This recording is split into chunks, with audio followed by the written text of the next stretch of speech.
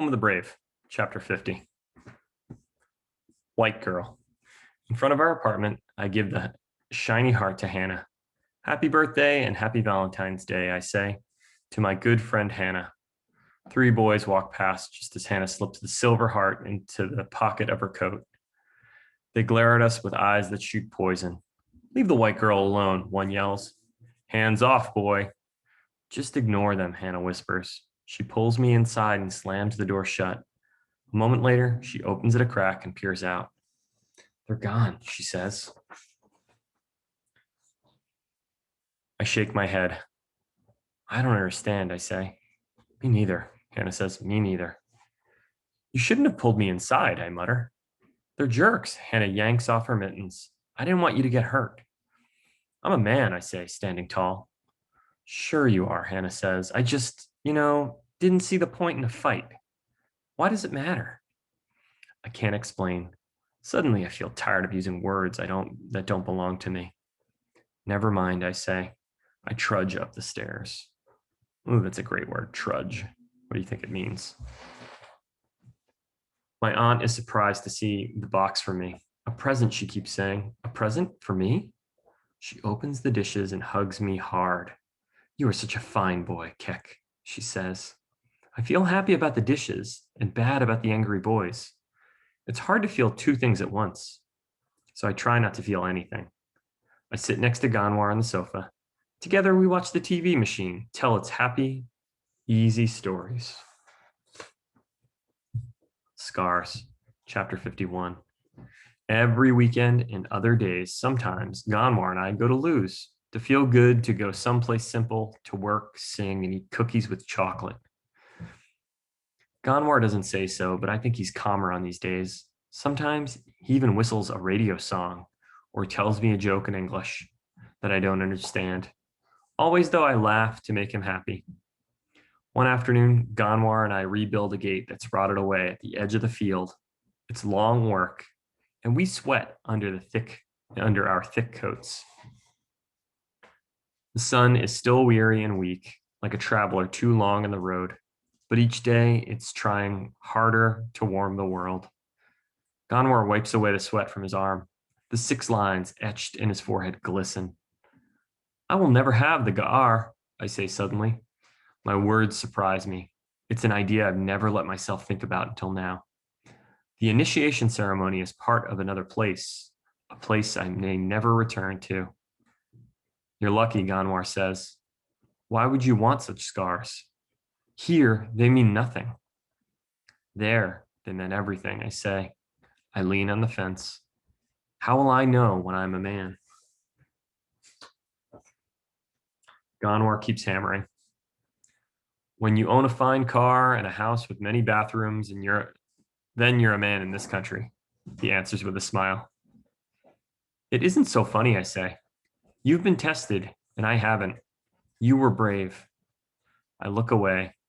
I don't want him to see my eyes and what lies hidden there. Me, I haven't been. Sure you have, Ganwar replies. You were in the camp alone. You came here alone. That's plenty brave. It doesn't take a knife in the hand of a village elder for you to prove yourself. I pick up my hammer and slam it hard against a rusty nail sticking out of the wood. That's easy for you to say. After that, I won't talk anymore, but I hammer many nails as hard as I can. Even with my gloves on, I have a good hurting blister to show for it. Chapter 52, Bad News. More weeks passed. Something strange is happening to the world. I hear bird song now where only silence filled the air before. Tiny green hints dot the trees and bushes. The snow is getting smaller and grayer, like an old person whose time has passed. Dave says it's called spring. One morning, Lou calls us into her kitchen. A plate of warm cookies waits for us. I'm happy about this until I see Lou's ankle covered in a thick white bandage. Sprained the dang thing last night, she says. Slipped in the barn. Do you have many pains? I ask. Nah, she waves away the question like a troublesome insect. But it's gotten me to thinking, boys, even with your help, I can't keep this place running anymore. Wish it weren't that way. I've been here a long, long time. It's time to sell and move on. Gonmore nods. He doesn't look surprised. It's okay, Lou. We knew it probably wouldn't last. I stare out the window. Where will you go? I ask in a whisper. When the farm is sold. Lou lifts her shoulders. I'm not sure this has been my home so long. I'm not sure. This has been my home so long. I don't know anywhere else. I have a sister in Los Angeles. She makes a face. Not sure if I could stand all that nice weather. What would I complain about? We can stay on as long as you need us, Gonmore says. He doesn't sound mad at all. He sounds like he's used to being disappointed. But what about Gull? I ask. My voice has a crack in it. Lou looks out the window too. I don't know, Keck. They're going to build a strip mall. Won't be needing a cow, I'm guessing. She sighs. Gull is a very old, tired animal.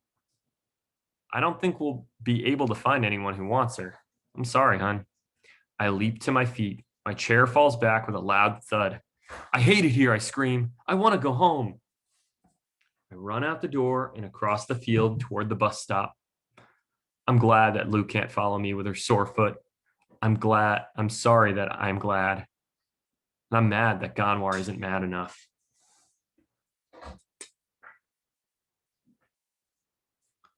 Chapter 53, no more. I stop working at Lou's. Gonmore keeps going to the farm, but he doesn't say anything to me about it. When he comes home with hay and mud stuck to the bottom of his running shoes, I leave the room. Lou calls for me on my aunt's telephone to see if I will change my mind, but I won't talk to her. She tells my aunt I'm a hard worker. She says she and Gull miss my smile. One morning, Mr. Franklin says, "Hey, cowboy," and I almost start to cry. I say, "Please don't call me that anymore. I'm just Keck now." But I don't tell him why. Hannah says I'm cutting off my nose to spite my face. Oh, that's a good one. We should underline that. I don't know what she means, so she explains. It means you're being a stubborn moron, boy. Oh, that's funny. She looks a little sad when she says this, so I don't get mad at her. Why don't you just keep going for a while, she asks. It could be months before she leaves. Because at the end, I know Lou and Gull and the farm will be gone forever, I say. Can't you understand this feeling? Hannah chews on her lip. Yeah, I guess I can, she says at last. I wonder if maybe she's thinking about her mother, who is not a foster, but I do not ask. All right. That's the end of 53.